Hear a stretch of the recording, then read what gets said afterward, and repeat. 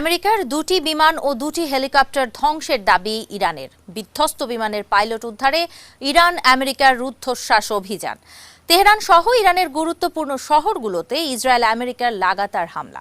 ইসরায়েলে বড় ধরনের ক্ষেপণাস্ত্র হামলা চালিয়েছে ইরান। দেশে খরচ কমিয়ে ইরান যুদ্ধে খরচ বাড়ানোর প্রস্তাব ট্রাম্পের।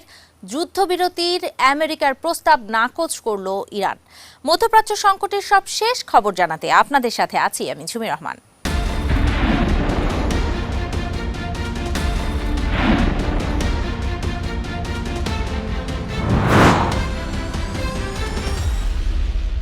একদিনে আমেরিকার অন্তত 4টি সামরিক আকাশযান ধ্বংসের দাবি করেছে ইরান। F-15E যুদ্ধবিমানের পাশাপাশি হরমুজ প্রণালীর কাছে ভূপাতিত হয়েছে A-10 যুদ্ধবিমান। এছাড়া নিখোঁজ পাইলটদের উদ্ধার কাজ চালাতে যাওয়া দুটি ব্ল্যাক হক হেলিকপ্টারও আঘাত করেছে ইরান। দুঃস্বপ্নের এক দিন পার করল আমেরিকা। প্রেসিডেন্ট ট্রাম্প দাবি করেছিলেন ইরানের আকাশ প্রতিরক্ষা বা বিমান বাহিনীর এখন তেমন কিছু বাকি নেই। তেহরানের আকাশ আমেরিকার জন্য উন্মুক্ত বলে দাবি করার একদিনের মাথায় 4টি আকাশযান ভূপাতিত করেছে ইরান। শুক্রবার দেশটির দক্ষিণ পশ্চিমাঞ্চলে আমেরিকার একটি F-15E যুদ্ধবিমান গুলি করে ভূপাতিত করে ইরান। একই সময়ে হরমুজ প্রণালীর কাছে আমেরিকার A-10 বিমানকে ভূপাতিত করে বাহিনী। দুটি যুদ্ধবিমানেই 4 জন ক্রুয়ের মধ্যে 2 জনকে উদ্ধারের কথা জানায় ওয়াশিংটন। নিখোঁজ আরও 2 ক্রুয়ের সন্ধানে চালানো উদ্ধার অভিযানে আরও 2টি ব্ল্যাক হক হেলিকপ্টারে আঘাত করে তেহরান। ফ্লোরিডায় সাপ্তাহিক ছুটি কাটানোর কথা থাকা ট্রাম্প এসব ঘটনায় ওয়াশিংটন ছেড়ে যাবার সুযোগ পাননি। সেন্ট্রাল কমান্ডের পক্ষ থেকে আকাশযানগুলোর ক্ষয়ক্ষতির তথ্য প্রেসিডেন্টকে জানানো হয়েছে। নিখোঁজ 2 ক্রুকে উদ্ধারে সময়ের সাথে পাল্লা দিচ্ছে ওয়াশিংটন। আমেরিকার পাইলটদের হাতে পেতে জোরালো অভিযানে নেমেছে ইরানও। যুদ্ধের শুরুতেই কুয়েতে ভুল বোঝাবুঝির এক হামলাতে একসাথে 3টি F-15 বিধ্বস্ত হয়। ইরাকে রিফুয়েলিং বিমানে হামলায় আমেরিকার 6 সেনা নিহত হন। এছাড়া সৌদিতে ইরানের মিসাইল হামলায় আমেরিকার বাহিনীর একাধিক সামরিক বিমান ক্ষতিগ্রস্ত হয়েছিল। ইরানের হামলার শিকার হয় বিশ্বের সর্বাধুনিক যুদ্ধবিমান F-35ও। প্রতিরক্ষা বিশ্লেষকরা বলছেন, যুদ্ধে প্রতিপক্ষের হাতে একটি যুদ্ধবিমান হারানোকেই বড় সংকট হিসেবে দেখা হয়। সেখানে যুদ্ধের 1 মাসের বেশি সময়ে আমেরিকার মতো শক্তিধর দেশের বিমান বাহিনীর এমন ব্যাপক ক্ষয়ক্ষতি বিরল ঘটনা। যুদ্ধে জয় দাবি করা ট্রাম্পের প্রোপাগান্ডার জন্য এসব ঘটনা বড় ধাক্কা হয়ে আসবে বলে জানান বিশ্লেষকরা। বিশেষ করে ইরানের হাতে আমেরিকার পাইলটদের ধরা পড়া হোয়াইট হাউসের জন্য নজিরবিহীন সংকট তৈরি করতে পারে। আল জাজিরা বলছে, ইরানের এই সক্ষমতা ট্রাম্পের আকাশ প্রতিরক্ষা ধ্বংসের দাবিকে মিথ্যে হিসেবে প্রমাণ করেছে। আমেরিকার যুদ্ধবিমান ধ্বংসে নতুন ধরনের অ্যাডভান্সড ডিফেন্স সিস্টেম ব্যবহার করেছে বলে জানিয়েছেন ইরানের খাতামাল আনবিয়া সেন্ট্রাল হেডকোয়ার্টার্সের মুখপাত্র ইব্রাহিম জোলফাগরি। যুদ্ধবিমান ধ্বংসের এসব ঘটনায় উল্লাস করছেন সাধারণ ইরানিরা। যুদ্ধে আমেরিকার বিমান হামলায় প্রাণ হারানো মানুষদের স্বজনরাও জানাচ্ছেন সন্তুষ্টির কথা। মার্জিয়া উপমা, ওয়ান ইন্টারন্যাশনাল ডেস্ক। 5 সপ্তাহের একতরফা বিমান হামলার পর এবার পাল্টা আঘাতের মুখে আমেরিকা। ইরানের আকাশসীমা ও মধ্যপ্রাচ্যে আমেরিকার ঘাঁটিগুলোতে ইরানের হামলা প্রমাণ করে তেহরানের শক্তিমত্তা এখনো ফুরিয়ে যায়নি। এক প্রতিবেদনে এমন দাবি করেছে ওয়াল স্ট্রিট জার্নাল। তাদের দাবি, সামরিকভাবে কোণঠাসা হয়েও ইরান ওয়াশিংটনের যুদ্ধের ব্যয় ও ঝুঁকি বাড়িয়ে দিচ্ছে। ইরান আমেরিকা সংঘাত এক নতুন মোড় নিয়েছে। 5 সপ্তাহের তীব্র বিমান হামলার পর প্রথমবারের মতো ইরানের আকাশসীমায় আমেরিকার যুদ্ধবিমান ভূপাতিত হয়েছে। সামরিকভাবে বিপর্যস্ত হয়েও তেহরান ওয়াশিংটনকে পাল্টা আঘাত করতে পুরোপুরি সক্ষম। এক প্রতিবেদনে এমন দাবি করেছে ওয়াল স্ট্রিট জার্নাল। প্রতিবেদনে বলা হয়েছে, ইরানকে ইট মেরে তার জবাবে পাটকেল খেয়ে উল্টো ওয়াশিংটনের যুদ্ধের ব্যয় উদ্বেগজনক হারে বাড়ছে। যুদ্ধ শুরুর পর প্রথমবারের মতো বিমান বিধ্বস্ত হওয়ার এই ঘটনায় ট্রাম্পের কপালে চিন্তার ভাঁজ। গত 1 মাস ধরে একের পর এক সফল হামলার পর শুক্রবারের এই ঘটনায় এখন পর্যন্ত একজন ক্রু নিখোঁজ রয়েছেন। এ নিয়ে চিন্তিত ওয়াশিংটন। ওয়াল স্ট্রিট জার্নাল বলছে, এটি ইরানের অ্যাসিমেট্রিক ওয়ারফেয়ার বা অপ্রতিসম যুদ্ধ কৌশলের অংশ, অর্থাৎ সরাসরি যুদ্ধে জয়ী হওয়া নয়, বরং শত্রুপক্ষকে ক্লান্ত করা। এছাড়া যুদ্ধের ক্ষয়ক্ষতি বাড়িয়ে তাদের মনোবল ভেঙে দেয়াই তেহরানের মূল লক্ষ্য। পারস্য উপসাগরে আরব রাষ্ট্রগুলোর রাডার ব্যবস্থা অচল করে দেওয়া এবং হরমুজ প্রণালীতে তেলবাহী ট্যাঙ্কার চলাচল বন্ধ করে দিয়ে ইরান বিশ্ব অর্থনীতির ওপরও বড় চাপ সৃষ্টি করছে। সামরিক যুদ্ধের পাশাপাশি তেহরান ও ওয়াশিংটনের মধ্যে চলছে কথার লড়াই। ইরানের পার্লামেন্ট স্পিকার মোহাম্মদ বাঘের গালিবাফ সামাজিক মাধ্যমে ওয়াশিংটনকে উপহাস করে বলেছেন, আমেরিকার লক্ষ্য এখন শাসন ব্যবস্থা পরিবর্তন থেকে নিজেদের পাইলট খুঁজে বের করায় নেমে এসেছে। অন্যদিকে প্রেসিডেন্ট ট্রাম্প ইরানকে প্রস্তর যুগে পাঠিয়ে দেওয়ার হুমকি দিলেও নিজ দেশের পাইলটদের বন্দী হওয়া বা হতাহতের সংখ্যা বাড়লে তার যুদ্ধের হিসাব নিকাশ পাল্টে যেতে পারে বলে মনে করছেন বিশ্লেষকরা। শুধু আকাশে নয়, গত এক সপ্তাহে সৌদি আরবের আমেরিকান ঘাঁটিতে ড্রোন হামলা চালিয়ে রাডার ও রিফুয়েলিং বিমান ধ্বংস করেছে তেহরান। এমনকি বিভিন্ন দেশে আমেরিকার দূতাবাস এবং গুরুত্বপূর্ণ ডেটা সেন্টারগুলোকেও লক্ষ্যবস্তু করা হচ্ছে, যা প্রমাণ করে চরম ক্ষয়ক্ষতির মাঝেও ইরানের কমান্ড অ্যান্ড কন্ট্রোল এখনও পুরোপুরি ধ্বংস করা সম্ভব হয়নি। আটলান্টিক কাউন্সিলের মতে এই সংঘাত খুব দ্রুতই নিয়ন্ত্রণের বাইরে চলে যেতে পারে। একদিকে আমেরিকান সেনাদের নতুন করে মোতায়েন, অন্যদিকে ইরানের মরিয়া পাল্টা আক্রমণ। সব মিলিয়ে মধ্যপ্রাচ্য এখন এক অনিশ্চিত আগ্নেয়গিরির মুখে দাঁড়িয়ে আছে। Azimur Rashid Konok, one international desk. আমেরিকার ভূপাতিত যুদ্ধবিমানের পাইলটকে খুঁজে পেতে সময়ের সাথে পাল্লা দিয়ে কাজে নেমেছে দুই দেশ। শত্রু এলাকায় বিপজ্জনক তল্লাশি অভিযানে এরই মধ্যে দুটি হেলিকপ্টার হারিয়েছে আমেরিকার বাহিনী। এতে দেশটির এলিট বাহিনীও যোগ দিয়েছে। অন্যদিকে আমেরিকার পাইলটকে জীবিত উদ্ধারে চিরুনি অভিযান শুরু করেছে আইআরজিসি। টানটান উত্তেজনা আর নাটকীয় মোড় নিয়েছে আমেরিকা ইরানের যুদ্ধ। শুক্রবার F-15 সহ আমেরিকার দুটি সামরিক বিমান ভূপাতিত করে ইরান। F-15-এর দুই ক্রুয়ের মধ্যে একজনকে উদ্ধার করা হলেও আরেকজন রয়ে গেছেন ইরানের মাটিতে। ভূপাতিত যুদ্ধ বিমানের ক্রুকে উদ্ধারে সময়ের সাথে পাল্লা দিয়ে অভিযানে নেমেছে ইরান আমেরিকা। সামাজিক মাধ্যমে ইরানের দক্ষিণাঞ্চলে আমেরিকার বাহিনীর উদ্ধার অভিযানের ভিডিও ছড়িয়ে পড়েছে। দুটি হেলিকপ্টারকে সাথে নিয়ে তল্লাশি বিমানকে খুব নিচু দিয়ে উড়ে যেতে দেখা যায়। CNN-এর এক ভিডিওতে দুটি হেলিকপ্টারে ইরানি পুলিশকে গুলি করতে দেখা যায়। এসব হেলিকপ্টারের একটিতে F-15-এর উদ্ধার হওয়া ক্রু ছিলেন বলে জানিয়েছে বিবিসি। ইরানে নিখোঁজ যুদ্ধবিমানের ক্রু সদস্যকে খুঁজে পেতে বিশেষজ্ঞ যুদ্ধকালীন অনুসন্ধান ও উদ্ধার ইউনিটগুলো ব্ল্যাক হক হেলিকপ্টারে পুরো অঞ্চল চষে বেড়াবে। উদ্ধার লক্ষ্যমাত্রা যদি হেলিকপ্টার পৌঁছানোর অনুপযোগী হয়, তাহলে AC-130 গানশিপ থেকে স্কোয়াডের সদস্যরা স্থলপথে উদ্ধার অভিযান চালাবে। থাকবে প্যারারেস্কিউ বিমান বাহিনীর সুইস আর্মি নাইফ সদস্য। তাদের কাজ অত্যন্ত ভয়াবহ ও বিপজ্জনক হবে বলে জানাচ্ছেন প্রতিরক্ষা সংশ্লিষ্টরা। অন্যদিকে বিধ্বস্ত যুদ্ধবিমানের পাইলটকে জীবিত উদ্ধারে চিরুনি অভিযানে নেমেছে ইরানের আইআরজিসি। আমেরিকার ক্রুকে জীবিত ধরতে পারলে লোভনীয় পুরস্কারের ঘোষণা দিয়েছে ইরান প্রশাসন। দক্ষিণ পশ্চিম ইরানের কোহগিলুয়ে এবং বয়ের আহমদ প্রদেশে যুদ্ধবিমানটি ভেঙে পড়া অঞ্চলটি দুর্গম পার্বত্য এলাকা। ইরানের সশস্ত্র বাহিনী বিবৃতি দিয়ে অনুরোধ করেছে, আমেরিকার পাইলটকে খুঁজে পেলে কেউ যেন তার সঙ্গে খারাপ ব্যবহার না করেন, তাকে যেন সেনাবাহিনীর হাতে তুলে দেওয়া হয়। পাইলটকে খুঁজতে ইরানের ওই দুর্গম এলাকায় ভিড় জমতে শুরু করেছে। অনেকে ব্যক্তিগত গাড়ি নিয়ে দূর দূরান্ত থেকে পৌঁছে গিয়েছেন সেখানে। মার্জিয়া উপমা, ওয়ান ইন্টারন্যাশনাল ডেস্ক। ইরানের পরমাণু ও বাণিজ্যিক অবকাঠামো লক্ষ্য করে হামলার তীব্রতা বাড়িয়েছে আমেরিকা ও ইসরায়েলি বাহিনী। শুক্রবার রাত ও শনিবার দিনভর রাজধানী তেহরান ও এর আশেপাশের এলাকা সহ ইরানের গুরুত্বপূর্ণ শহরগুলোতে লাগাতার হামলা হয়েছে। ইরানের দাবি, তাদের বাণিজ্যিক খাতকে পঙ্গু করে দিতেই সুপরিকল্পিতভাবে এসব অবকাঠামোকে হামলার লক্ষ্যবস্তু বানানো হচ্ছে। ইরানের বুশেহের পরমাণু কেন্দ্র লক্ষ্য করে আবারও হামলার ঘটনা ঘটেছে। স্থানীয় সময় শনিবার সকালে কেন্দ্রটির মূল অবকাঠামোর খুব কাছেই একটি ক্ষেপণাস্ত্র আঘাত হানে। তাসনিম নিউজ এজেন্সি জানিয়েছে, এই ঘটনায় অন্তত একজন নিহত হয়েছে। ইরানের দ্য অ্যাটমিক এনার্জি অর্গানাইজেশনের বরাত দিয়ে তাসনিম নিউজ জানিয়েছে, এই হামলায় নিহত ব্যক্তি কেন্দ্রটির নিরাপত্তা দলে নিয়োজিত ছিলেন। হামলায় কেন্দ্রটির মূল অবকাঠামোর বাইরের একটি ভবন ক্ষতিগ্রস্ত হয়েছে। হামলার পর কেন্দ্রের আশপাশে তেজস্ক্রিয়তার মাত্রায় কোনো পরিবর্তন লক্ষ্য করা যায়নি বলেও জানিয়েছে তারা।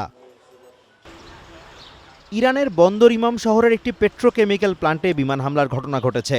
অন্যদিকে ফার্স নিউজ এজেন্সি জানিয়েছে খুজেস্তান প্রদেশের মাসাহার পেট্রোকেমিক্যাল জোনেও বেশ কয়েকটি বিস্ফোরণ ঘটেছে। খুজেস্তান অঞ্চলের গভর্নরের কার্যালয় এই হামলার জন্য সরাসরি আমেরিকা ইসরায়েলকে দায়ী করেছে। তাদের দাবি, ওই বিশেষ অর্থনৈতিক অঞ্চলের বেশ কয়েকটি পেট্রোকেমিক্যাল প্লান্ট লক্ষ্য করে এই হামলা চালানো হয়। এর আগে শুক্রবার রাতভর ইরানের বিভিন্ন অবস্থান লক্ষ্য করে একের পর এক হামলা চালায় আমেরিকা ও ইসরায়েলি জোট।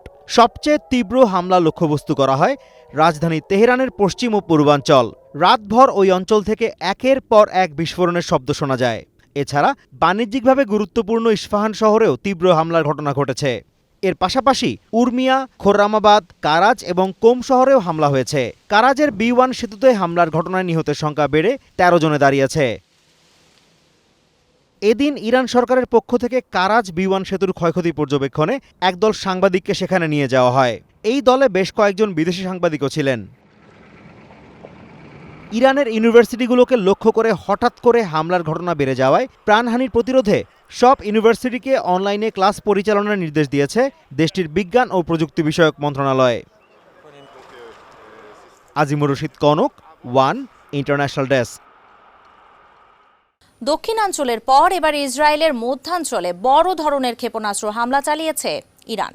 শনিবারে এই হামলায় দেশটির রাজধানী সহ বেশ কয়েকটি গুরুত্বপূর্ণ শহর বেশ ক্ষতিগ্রস্ত হয়েছে। এদিকে আরব আমিরাতের দুবাই মেরিনাতেও হামলা চালিয়েছে তেহরান। আল জাজিরা জানিয়েছে শনিবার সকালে সেখানে ড্রোন ও মিসাইল ছোড়া হয়েছে। ইসরায়েলের মধ্যাঞ্চলে বড় ধরনের ক্ষেপণাস্ত্র হামলা চালিয়েছে ইরান। শনিবার এই হামলার ফলে বিভিন্ন শহরে ভবন ক্ষতিগ্রস্ত হয়েছে এবং কিছু স্থানে অগ্নিকাণ্ড হয়েছে বলে জানিয়েছে আল জাজিরা। গণমাধ্যমের প্রতিবেদন বলছে, ইরানের ক্ষেপণাস্ত্রের আঘাতে রোশ হাইন এলাকার একটি আবাসিক অ্যাপার্টমেন্টে আগুন ধরে যায়। এতে ওই এলাকায় ছড়িয়ে পড়ে আতঙ্ক। এছাড়া পেতাহ তিকবা শহরের একটি ভবন ক্ষতিগ্রস্ত হয়েছে বলে জানা গেছে। একই সঙ্গে তেল আবিবের বিভিন্ন সড়কেও ক্ষয়ক্ষতির খবর পাওয়া গেছে, যার ফলে শহরের দৈনন্দিন চলাচলে প্রভাব পড়তে দেখা যায়। এতে বিপাকে পড়েছে সাধারণ মানুষ। আরব আমিরাতের বাণিজ্যিক রাজধানী দুবাইয়ের সবচেয়ে অভিজাত এলাকা দুবাই মেরিনাতে হামলা চালিয়েছে ইরান। আল জাজিরার প্রতিবেদন বলছে, শনিবার সকালে সেখানে ড্রোন ও মিসাইল ছোড়ে তেহরান। এরপর সেটি প্রতিহত করার চেষ্টা করে আমিরাত। তবে প্রতিহত করা মিসাইল বা ড্রোনের ধ্বংসাবশেষ দুবাই মেরিনার একটি ভবনে গিয়ে আঘাত হানে। HM Ataullah, one international desk.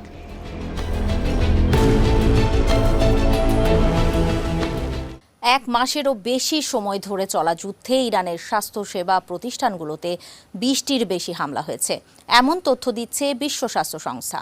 এসব হামলার ঘটনায় আমেরিকা ও ইসরায়েলকে সতর্ক করেছেন সংস্থাটির প্রধান তেদ্রোস আধানম গেব্রেসুস।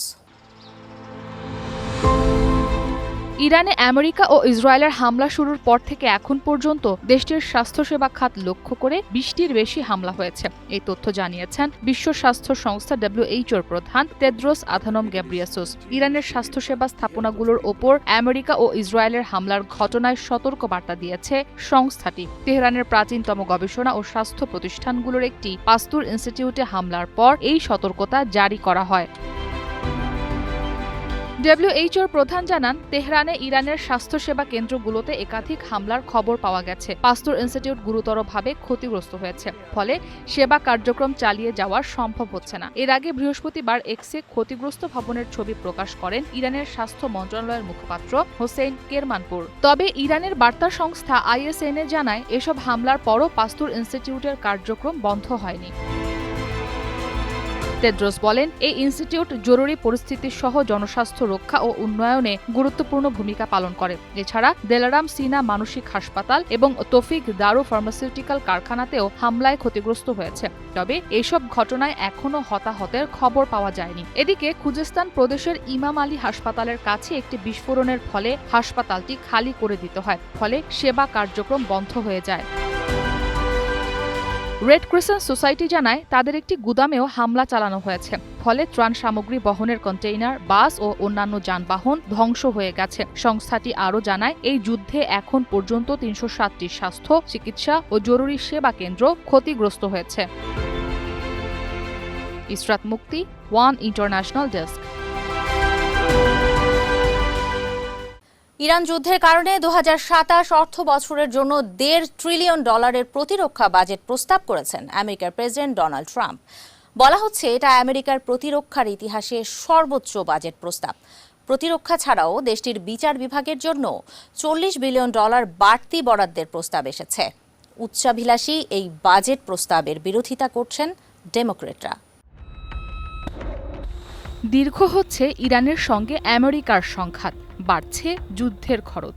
ইরান যুদ্ধের এই ক্রমবর্ধমান ব্যয় এবং বৈশ্বিক নিরাপত্তা প্রতিশ্রুতি রক্ষায় ২০২৭ অর্থ বছরের জন্য $১.৫ ট্রিলিয়ন বা $১,৫০০ বিলিয়ন বিশাল প্রতিরক্ষা বাজেটের প্রস্তাব করেছেন আমেরিকার প্রেসিডেন্ট ডোনাল্ড ট্রাম্প। স্থানীয় সময় শুক্রবার আইন প্রণেতাদের কাছে এই বাজেট প্রস্তাব করেছে হোয়াইট হাউস। বাজেট প্রস্তাবের নথি প্রকাশ করে হোয়াইট হাউস জানায়, প্রেসিডেন্ট ট্রাম্প কংগ্রেসকে এই বাজেট অনুমোদনের অনুরোধ জানাবেন। আর যদি এই বাজেট কংগ্রেসে অনুমোদন পায়, তবে এটি হবে দ্বিতীয় বিশ্বযুদ্ধের পর থেকে আমেরিকার সামরিক খাতে সর্বোচ্চ মাত্রার ব্যয় বৃদ্ধি। হোয়াইট হাউসের প্রকাশিত নথিতে বলা হয়, ২০২৬ সালের সার্বিক প্রতিরক্ষা বাজেট $১ ট্রিলিয়ন বা $১,০০,০০০ কোটি থেকে ৪২% বাড়িয়ে ২০২৭ অর্থ বছরের জন্য $১.৫ ট্রিলিয়ন বা $১,৫০,০০০ কোটি করার অনুরোধ জানানো হয়েছে।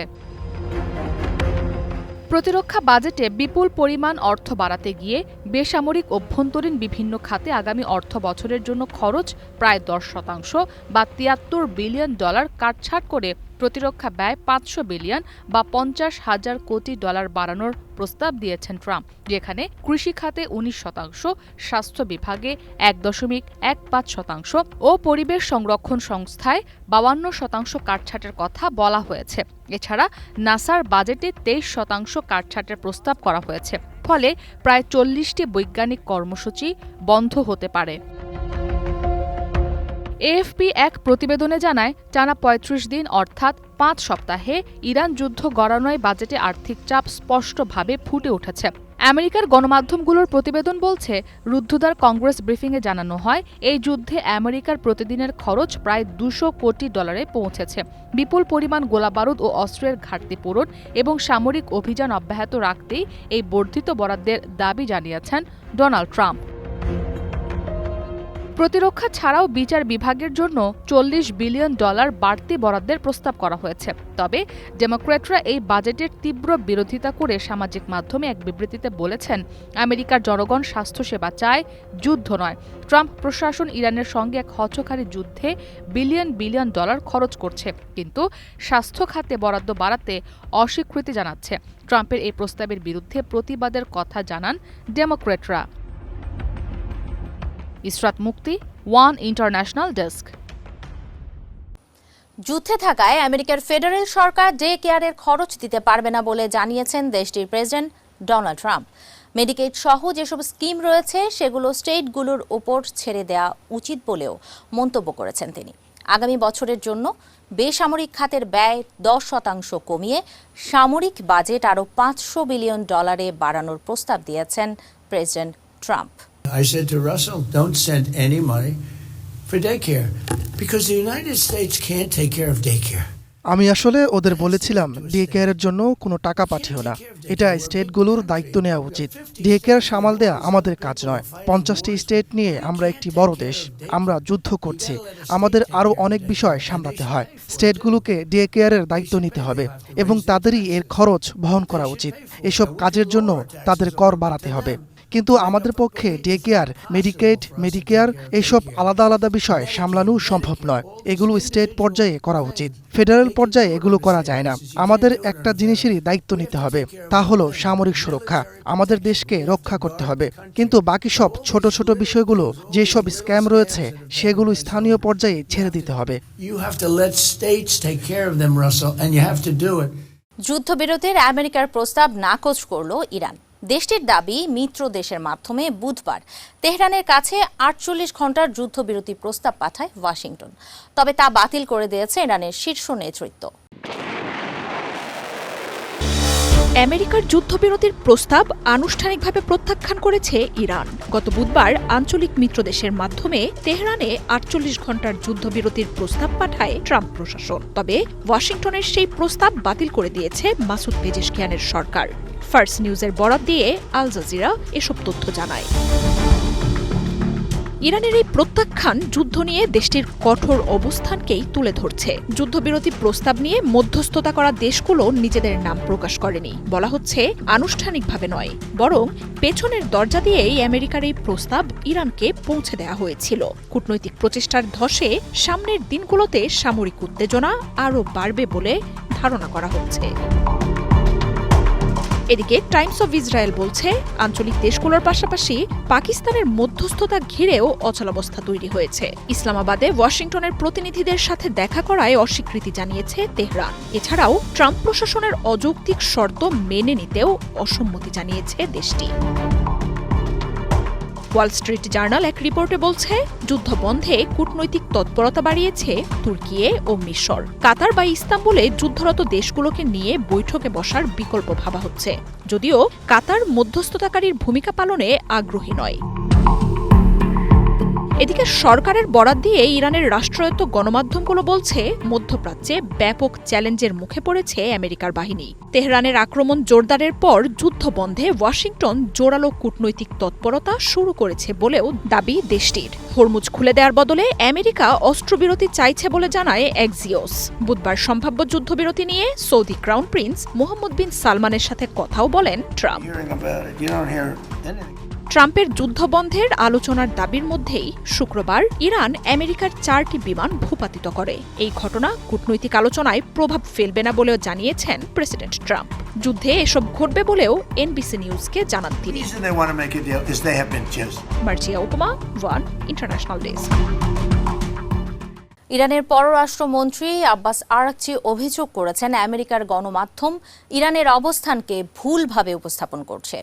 শনিবার এক্সে দেয়া এক পোস্টে চলমান সহিংসতা নিরসনে পাকিস্তানের প্রচেষ্টার প্রশংসা করেছেন তিনি। আরাকচি জানান, ইরান কখনোই আলোচনার জন্য ইসলামাবাদে যেতে অনিচ্ছা প্রকাশ করেনি। পোস্টে তিনি স্পষ্ট করে বলেন, ইরানের কাছে এখন সবচেয়ে গুরুত্বপূর্ণ হল চাপিয়ে দেয়া এই অবৈধ যুদ্ধের একটি চূড়ান্ত এবং স্থায়ী সমাপ্তি। আরেকটি পোস্টে আরাকচি বলেছেন, বুশেহের পরমাণু কেন্দ্র থেকে তেজস্ক্রিয়তা ছড়িয়ে পড়লে তার প্রভাব শুধু তেহরান নয়, জিসিসিভুক্ত দেশগুলোর রাজধানীতেও পড়বে।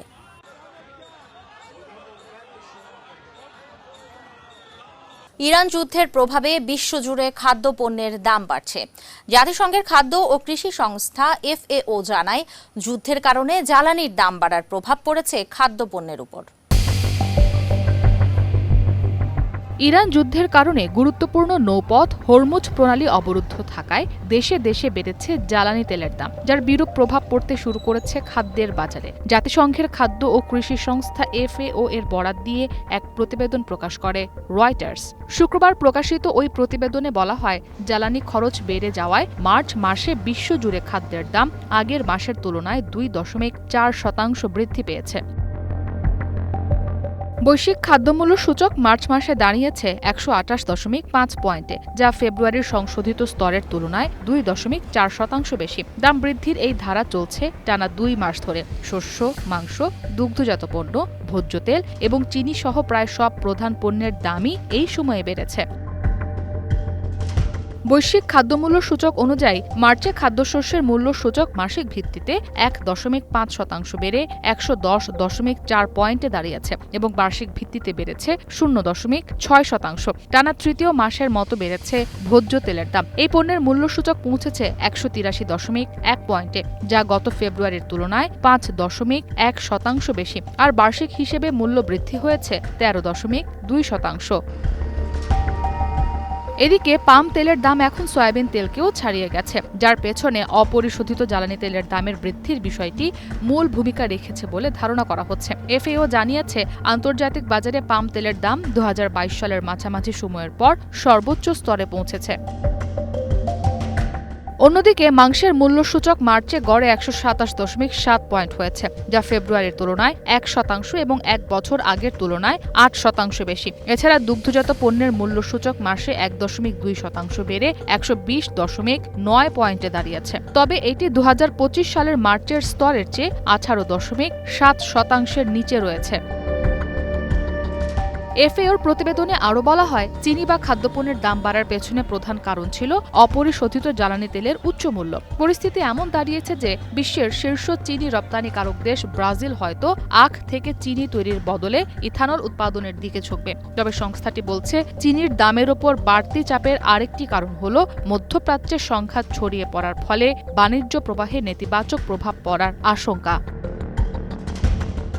এফএওর প্রধান অর্থনীতিবিদ ম্যাক্সিমো তোরেরো এক বিবৃতিতে বলেন, ইরান যুদ্ধ শুরুর পর খাদ্যমূল্য বৃদ্ধি তুলনামূলকভাবে সীমিত ছিল। তবে বর্তমানে তেলের দামের ঊর্ধ্বগতির কারণে খাদ্যমূল্য দ্রুত বাড়ছে। যদিও বৈশ্বিকভাবে পর্যাপ্ত শস্য মজুত থাকায় পরিস্থিতি এখনও মোটামুটি নিয়ন্ত্রণে আছে। তবে সতর্ক করে ম্যাক্সিমো আরও বলেন, ইরান সংঘাত যদি ৪০ দিনের বেশি স্থায়ী হয় এবং উৎপাদন ব্যয় বেড়ে যায়, তাহলে কৃষকরা উৎপাদনে বিনিয়োগ কমিয়ে দিতে পারেন, এমনকি চাষের পরিমাণ কমিয়ে দেওয়া বা ফসল পরিবর্তনও করতে পারেন। ইসরাত মুক্তি, ওয়ান ইন্টারন্যাশনাল ডেস্ক। আজ এই পর্যন্তই। আগামীকাল একই সময়ে আবারও হাজির হব মধ্যপ্রাচ্য সংকটের সবশেষ খবর নিয়ে। আন্তর্জাতিক অঙ্গনের হালনাগাদ খবর জানতে সাবস্ক্রাইব করুন চ্যানেল 1 এর ইউটিউব চ্যানেল, ফলো করুন আমাদের ফেসবুক পেজ।